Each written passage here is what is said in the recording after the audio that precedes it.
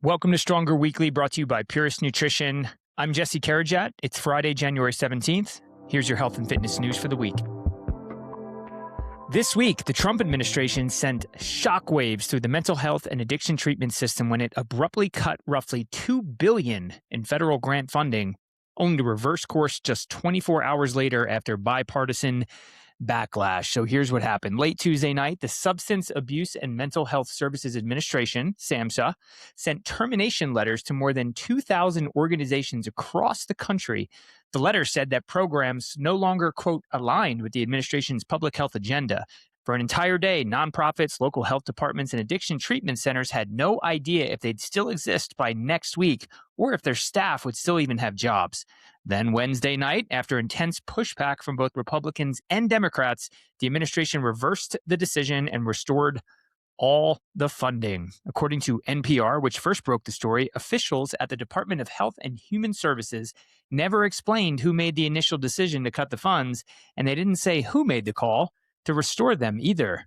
Dr. Ingveld Olsen, a former director at SAMHSA, told NPR that most of the staff at the agency was caught completely off guard. She said, quote, "These were decisions made without the input of experts in the programs and experts in the field."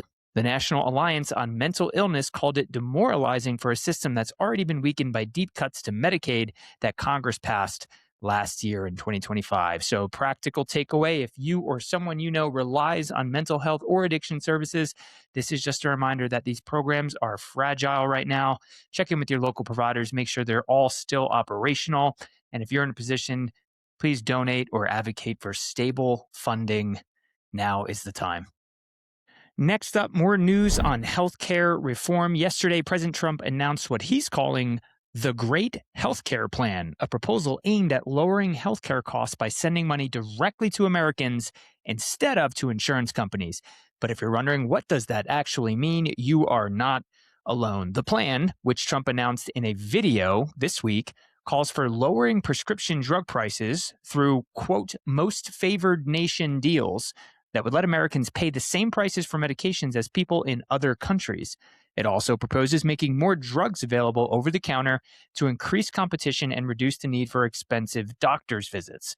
And finally, it pushes for greater pricing transparency, requiring hospitals that accept Medicare or Medicaid to post their prices prominently online and at their location. So here's the catch. The plan doesn't include any specifics on how the government would distribute money directly to patients, how much those payments would be, or who would qualify. An administration official told reporters they're giving Congress, quote, broad leeway to figure all that out.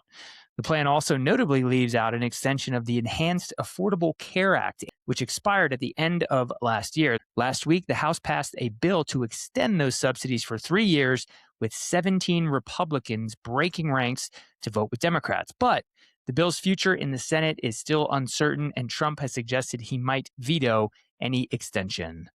So here's why this matters, folks. Healthcare costs are one of the biggest financial stressors for American families. So for now, make sure we're checking in with the news, staying on top of everything, try to make the most informed possible decisions for you and your family, and stay tuned to Stronger Weekly for ongoing weekly updates on all things healthcare reform in America. Next up, if you eat processed foods regularly, you need to hear about this study. So 2 major French studies published this week in the BMJ and Nature Communications found that certain food preservatives are linked to a higher risk of cancer and type 2 diabetes, 2 things we do not want. The research followed more than 100,000 adults for up to 14 years, tracking their diets in detail and then cross-referencing with health outcomes. Here's what they found. Sodium nitrate, commonly used to cure bacon, ham, and deli meats, was associated with a 32% higher risk of prostate cancer. Potassium nitrate, another curing agent, was linked to 22% higher risk of breast cancer and a 13% increase in all cancers. Potassium sorbate, which is used in dairy products, baked goods, and drinks to prevent mold and bacteria, was linked to 26% higher risk of breast cancer and roughly double the risk of type 2 diabetes. French epidemiologist Mathilde Touvière told reporters that consuming products with preservatives doesn't mean you'll immediately develop cancer. She said, quote, but We need to limit how much we are exposed to these products. The message for the general public is to choose the least processed foods possible when shopping in the supermarket. So if you are reaching for ultra processed foods multiple times a day, packaged snacks, cured meats, baked goods with a 6-month shelf life, this is a nudge to rethink your choices, folks. So try to lean on whole food, single ingredient foods and recipes when possible. And if you have to go with the ultra processed foods and the things that are heavily preserved, just do so in moderation. All right, let's be honest. You're probably not a professional athlete with a personal chef and unlimited recovery time. If you're like me, you're hitting the gym at 5 a.m. before work or squeezing in training between meetings, just trying to stay consistent while life keeps throwing you curveballs. That's exactly who Purist Nutrition was made for. Purist keeps it simple. NSF certified supplements with minimal, clean ingredients that actually taste good. No artificial ingredients and no proprietary blends where you're guessing what you're taking. Just premium actives like Creapure, the purest creatine on the planet, whey isolate protein that is US sourced and easy on the stomach, and hydration that keeps you going without all the extra sugar or sodium.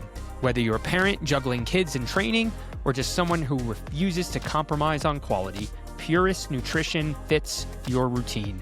Built for tomorrow, science-backed, tested and trusted by athletes, and most importantly, effective. Visit puristnutrition.com to see the full lineup of quality supplements. That's puristnutrition.com, because your nutrition should work as hard as you do. Next up, some hopefully good news from the fitness industry. Switch things up here, but Americans are going to the gym more than ever, and they're sticking with it. So according to a new report from the Health and Fitness Association, U.S. commercial fitness facilities saw record foot traffic in the fourth quarter of 2025, marking the 19th consecutive quarter of growth. December was the 10th straight month of rising average visitation compared to the year prior. So the data, which tracked nearly 11,000 gyms, clubs, and studios nationwide, showed that 2025 matched 2017's pre-pandemic peak with an average of more than 184,000 visits per location, which is up 4.2% year over year, 24 versus 25. Anton Severin, HFA's vice president of research, said, quote, 19 consecutive quarters of growth and a strong finish to 2025 highlight how firmly fitness has established itself in American routines. Even in periods of economic uncertainty and seasonal softness, the industry continues to demonstrate steady momentum. High-value, low-price gyms, I'll say it again, high-value, low-price gyms, think about like Planet Fitness, Crunch Fitness, led the charge with the most growth across all regions. But luxury clubs still had the highest visitation volume. So if you're going to a gym, good for you. Jump in there. You can go to one of these high value, low price gyms or a community based one, boutique, whatever works for you. But it does seem to be the trend that Americans are going more and more frequently to local gyms.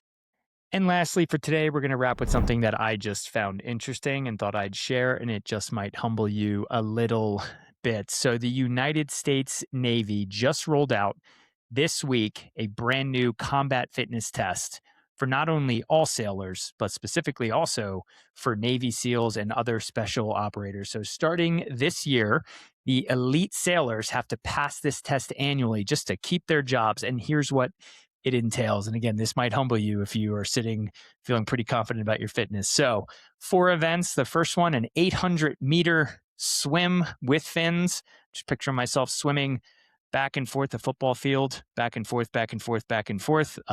No thanks. Followed by max push-ups with a 20-pound weighted vest, max pull-ups with a 20-pound weighted vest, and then finally run 1 mile with, you guessed it, a 20-pound weighted vest. Now, the standards for a perfect score do vary by the job and the age of the participant. So I'm just going to give you one such example of how it's scored out. So if you are a 25-year-old Navy SEAL, to score a perfect 100 in every single event, you would need to swim 800 meters in 11 minutes and 20 seconds. You'd have to knock out 54 continuous weighted push-ups. And again, that's with 20 pounds.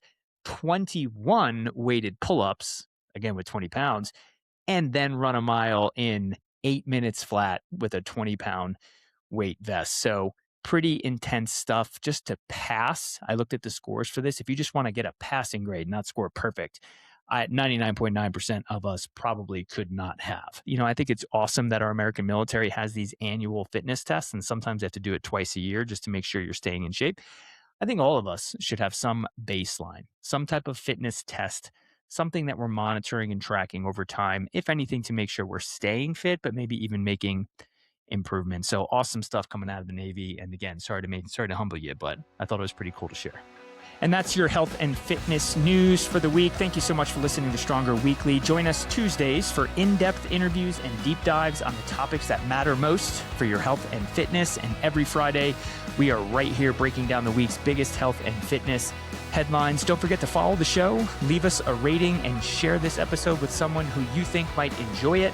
Have a great weekend. Stay strong, and we will see you next week.